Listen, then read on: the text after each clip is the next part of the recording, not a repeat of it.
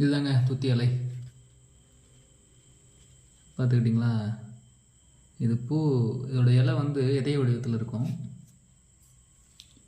இப்படி தான் இதோட இலை ஐடென்டிஃபை பண்ணுறது.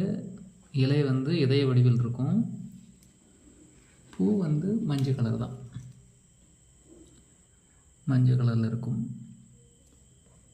காய் வந்து பார்த்திங்கன்னா சீப்பு மாதிரி இருக்கும், பழைய காலத்தில் சீவுவாங்க சீப்பு, அந்த மாதிரி இருக்கும். இது காஞ்சி போச்சு, பச்சையாக இருக்கும்போது பச்சையாக இருக்கும்.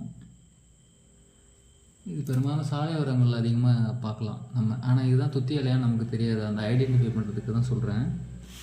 இது எதுக்கு பெரும்பாலும் பயன்படுதுன்னா, இது கீரை வகை தான். இது மூலத்துக்கு பயன்படுதும்பாங்க. மூலத்துக்கு மட்டும் இல்லை, பெண்களுக்கு இந்த வெள்ளைப்படுதல் படுது இல்லையா, இதை சாப்பிட்டாலும் சரியாக போயிடும். சிறுநீரக பிரச்சனை சரியாயிடும்.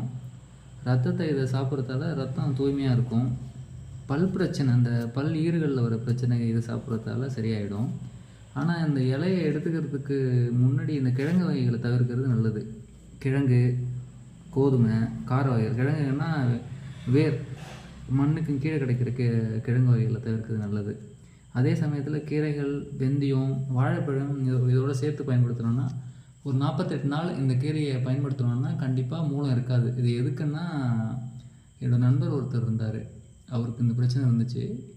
இது ஒரு மண்டலம் சரியாக பயன்படுத்தினார், இப்போ சரியாயிடுச்சு. எந்த பிரச்சனையும் இல்லை. ஆப்ரேஷன் லெவலில் போச்சு, இப்போ ஆனால் ஆப்ரேஷன் பண்ணல, சரியாயிடுச்சு. என்ன இது, இந்த மாதிரி பிரச்சனை இருக்கிறவங்க பயன்படுத்தி பாருங்கள். இது பச்சையாக திங்கிறது ஒன்றும் கசப்பு அந்த மாதிரிலாம் இருக்காது, கொஞ்சம் ஓர்ப்பாக இருக்கும், அவ்வளோதான். நல்லாயிருக்கும், வெத்தலை சாப்பிட்ற மாதிரி தான் இருக்கும். வெத்தலை விட நல்லா தான் இருக்கும். நானே சாப்பிட்டு பார்த்துருக்கேன். சாப்பிடுங்க, உடல் ஆரோக்கியமாக வச்சுக்கோங்க. நன்றி.